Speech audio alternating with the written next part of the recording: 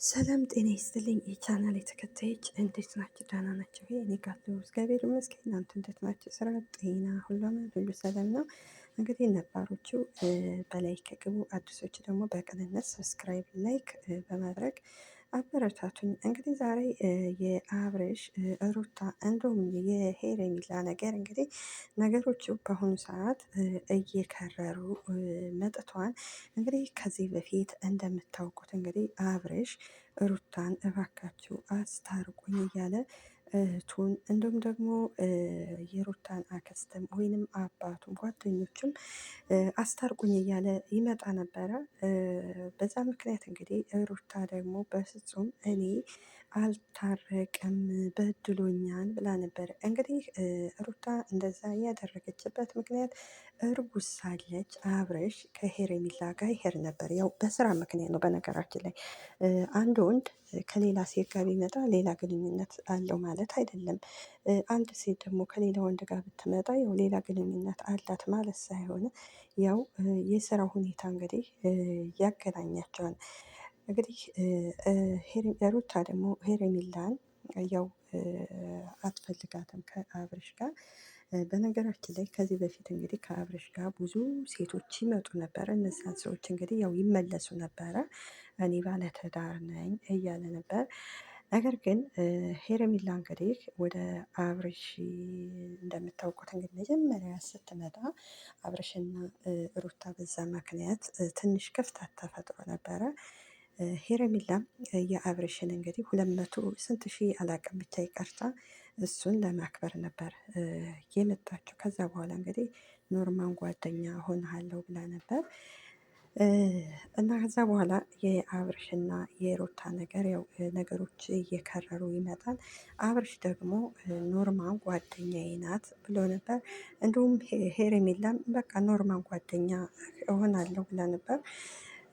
ሩታ ግን ያንን አልፈለገችም። እንደውም የአብርሽ ጓደኛ እንደምታውቁት ያው የሩታም ጓደኞች ነበሩን አቤል እንግዲህ አቤል በነገራችን ላይ ከዚህ በፊት ሄርሜላን ማለት አብርሽና ሩታ ክፍተት ሲሆን ለሩታ አግዞ ብዙ ነገር ሆኖ ነበር። እንግዲህ ያም ሆነ ይህ እንግዲህ ያው አሁን ላይ ሁለቱ የሚያገናኛቸው በመሀል ላይ ልጅ አላቸው። ልጃቸውን እኛ አብረው ቢያሳድጉ በእርግጥ ደስ ብሎናል። በአብርሽም ሆነ በሄርሜላም እንዲሁም በሩታ መፍረድ አንችልም። ይቺ ሄርሜላም ሩታን አግኝታት በቃ የምትታረቂ ከሆነ ታረቂ፣ እኔ የምፈልገው የአብርሽን ደስታ ነው ብትላት፣ ሩታም በፍጹም እኔ አብርሽን አልፈለገውም ከፈለግሽ አንቺ ውሰጂው ብላን ነበረ። በመሀል ላይ ደግሞ እንግዲህ ሩታ እኔ አብርሽን እፈልገዋለሁ አንቺን አልፈው መውጣት አለብሽ ስትላት፣ አብርሽም እሺ ብሎ ለልጁ ሲል እንግዲህ ሩታን የሚወዳት ስለነበረ እሺ ብሎ ያው ነበረ። እሺ ታረቁ። በመሀል ላይ እንግዲህ ሩታ ያን ወንድሟ ያው ዘመዷ ነው በነገራችን ላይ እኔ አልፈልግህም፣ እኔ ያው በሶስት ቀን እኔ አንተን እንደምመልስ እንደሚችል ላሳይ ነው እንጂ አልፈልግህም አለችው። ከዛ በኋላ እንግዲህ ሩታ ደግሞ ማለት ይቺ ሄርሜላ ሩታን ታስጠነቅቃታለች። ሁለተኛ ከአብርሽ አጠገብ እንዳላይሽ፣ አብርሽን ለእኔ ተይ፣ ወንድ አያያዝ ወይንም ትዳር እንዴት አያያዝ እኔ አሳይሻለሁ ብላን ነበረ። ሄርሜላም እንግዲህ ያው እንደፈከረችው እንግዲህ አብርሽን ለሌላ ሰው አሳልፋ ልትሰጥ አልፈለገችም። በመሀል ላይም እንግዲህ ያው ሩታም አሁንም አብርሽን እኔ እፈልገዋለሁ ልጃችንን ማሳደግ አለብን ስትለው፣ አብርሽም ለልጁ ሲል እንዲሁም ደግሞ የሩታ ፍቅር በጊዜው ስላልወጣለት ወደ ቤት ተመለሰ። ነገር ግን ሩታ ከዳኒ ጋር ያደረገችው ትክክል አይደለም። የራቁት ቪዲዮ ትይዝበታለች። የራቁት ቪዲዮ እንግዲህ ስትይዝበት ያው አብረሽ እንዳጋጣሚ እንግዲህ ያው ጧት ሲነሳ እንደምታውቁት ያው ራቁቱን ነበርና እህትና ወንድሙን ጠርቶ እንደምታውቁት ድረሱልኝ ተደፍሬያለሁ ብሎ እንግዲህ እህትና ወንድሙ መጥተው ነበር። እህትና ወንድሙ ታዲያ ምን ችግር አለ የልጅህ እናትህ ሚስትህ አይደለች ብለውን ነበር። እሱ ደግሞ በፍጹም አለ። ከዛ በኋላ እንግዲህ ሩታም ከቤት ተመልሰ ትመጣለህ የራቁት ቪዲዮ ይዤብሃለሁ ስትለው፣ እንዲሁም ሩታ ለሄረሜላ አሳይታን ነበረ። ሄረሜላም እንዴት የልጅሽን አባት እንደዚህ ታደርጊያለሽ ብላ ተናዳባት ነበር። እና ከዛ በኋላ ነው እንግዲህ ከራቁት ቪዲዮ በኋላ ነው ነገሮች የአብርሽ እንግዲህ ሩታን ያለምናቱ። ምክንያቱም አብሬያት አሁንም ብኖር ያው የራቁት ቪዲዮ ትይዝብኛለች ብሎ ስለፈራ እንግዲህ አብርሽ ከሩታ ያው ሄረሜላን የመረጠበት ምክንያት ሌላው እሱ ብቻ ሳይሆን እንግዲህ እንደምታውቁት ቡዜ ከሩታ ጎን ነበረች፣ ወንድሟን እየተቆጣች ነበር። እና ሩታም እንግዲህ ከእኔ ጎን አብሮ የቆመ የለም እስከ ዛሬ ከሱ ጎን ናችሁ ብላ እንግዲህ ቡዜ ጋር ብዙ ተጣልተዋል። ከዛ በኋላ እንግዲህ እንደምታውቁት ቤተሰብ መሀል ይገባል። ቤተሰብ እንግዲህ የሩታ እህቶች እንዲሁም ደግሞ ቡዜ እንግዲህ ያው አሽሙራ እየተነጋገሩ ነው።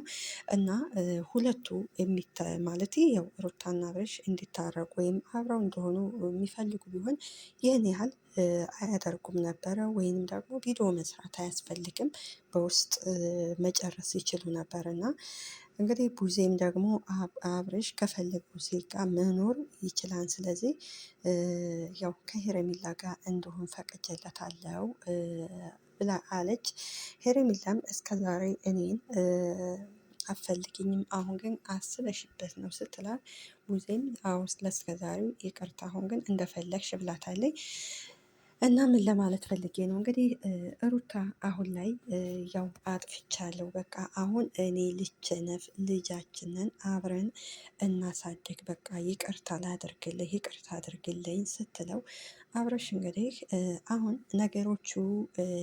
ነገሮች ረፍደዋን፣ አሁን እኔ ምንም ማድረግ አልችልም፣ አዲስ ህይወት ጀምሬያለሁ፣ አንቺ ጋር መኖር አልፈልግም ሲላት፣ ሩታም እንዴ እስከ ዛሬ የምታሳየኝ ነገሮች እሳ እኔ ሌላ ሰው ጋር ስታየኝ እኮ ስትለው፣ አብረሽም እኔ የምመጣው እኮ ቤት ልጃችንን ለማሳየት ነው እንጂ ለሌላ ነገር አይደለም ብሏታል። እንግዲህ እንደምታውቁት ሰሞኑን ሩታ ያው ለፍቅር ስትል እንግዲህ ያው ለምትወዱ ሰው ስትሉ ብዙ ዋጋ ትከፍላላችሁ።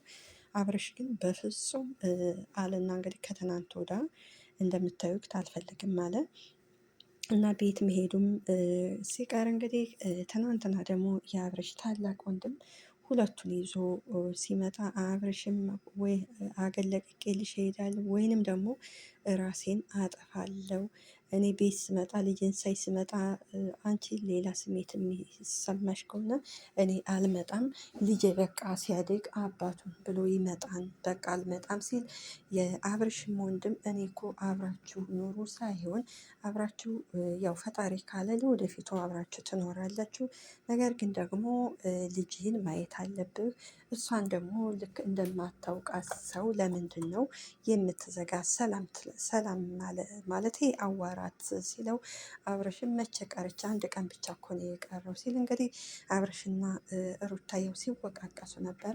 በመጨረሻም እንግዲህ ሁለቱ ታርቋል። ያ ታርቋል ማለት ያው አብረሽ ሄዶ ልጁን እንዳይ፣ ሩታ ደግሞ የሚጎላት የምፈልገው ነገር ካለ ሊያደርግላት ነው እንጂ አብረው እንደማይኖሩ ነው እንግዲህ አብረሽ የተናገረው። ምክንያቱም አብረሽ እንግዲህ በአሁኑ ሰዓት እንደምታዩት እንግዲህ ከሄረሜላ ጋር እንግዲህ ያው ፍቅር ውስጥ ድብን ያለ ፍቅር ውስጥ ገብቷል።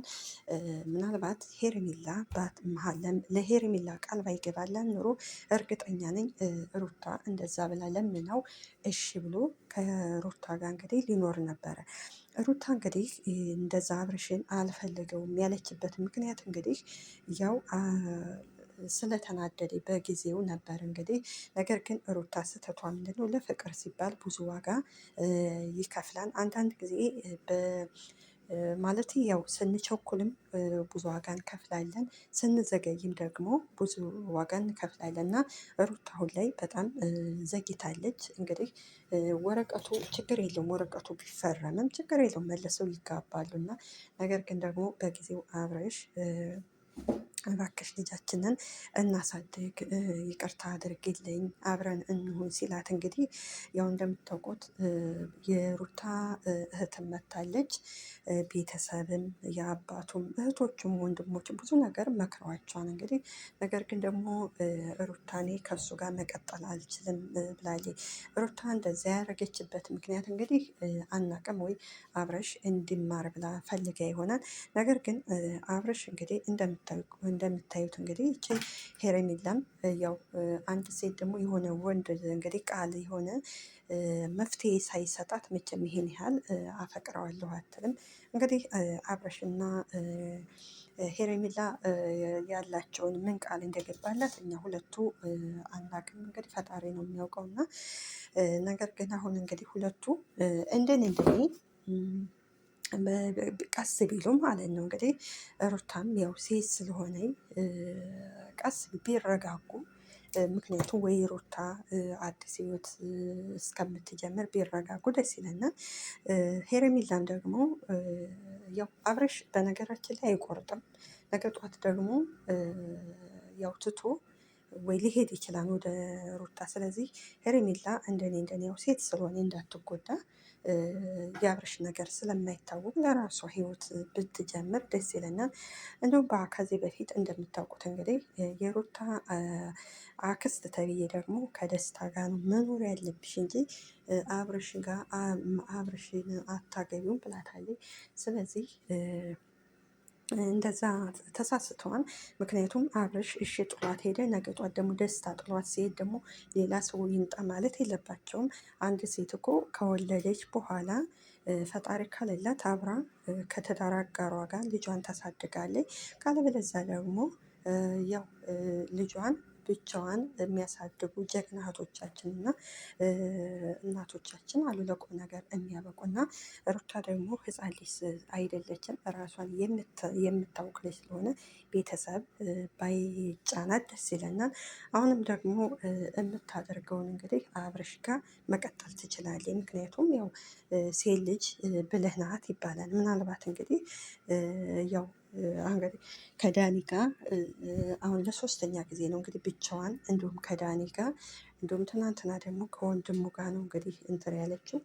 ምናልባት ለልጁ ሲሉ እንግዲህ ሄረሚላም ያንን አይታ እውነት ከልቧ ከሆነ እኔ ሄረሚላ ያንተን ደስታ ነው የምፈልገው ወይም የአብርሃምን ደስታ ነው የምፈልገው ብላለች አይደለ?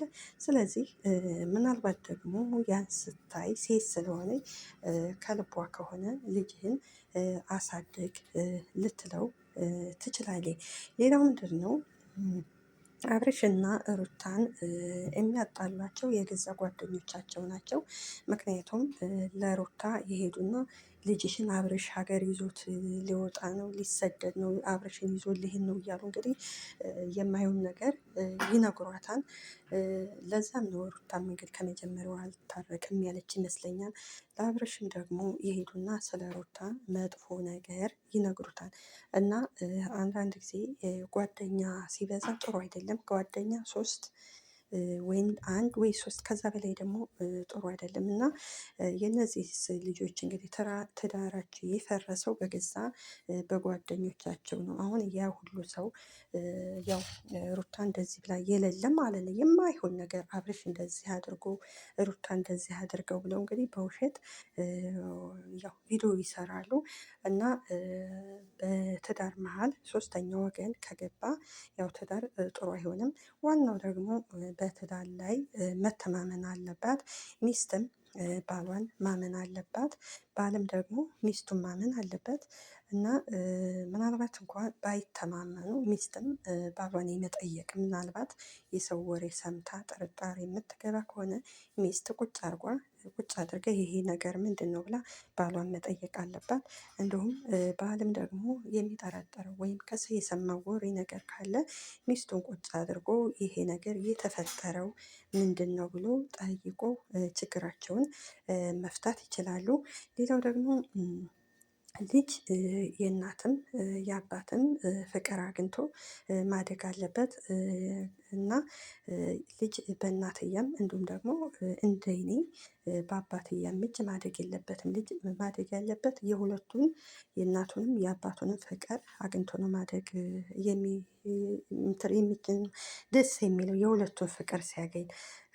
ግን በእናትያ ወይም በአባትያ ሲያድጉ ልጆች ያው ጫና ይፈጠርባቸዋል እና ሁለቱኛ ቢታረቁ እንደ ተመልካች ደስ ይላል እንደ ተመልካች።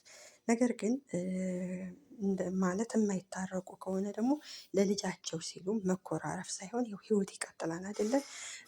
ሩታም ያው የልጁ አባት ነው በፍቅር በቃ ልክ ኖርማን ያው ጓደኛዋ አድርጋ አብርሽም ደግሞ ልክ እንደ በፊቱ ያው ኖርማን ጓደኛዋ አድርገው እንትን ማለት አለበት ልጅ ስላላቸው ማሳደግ።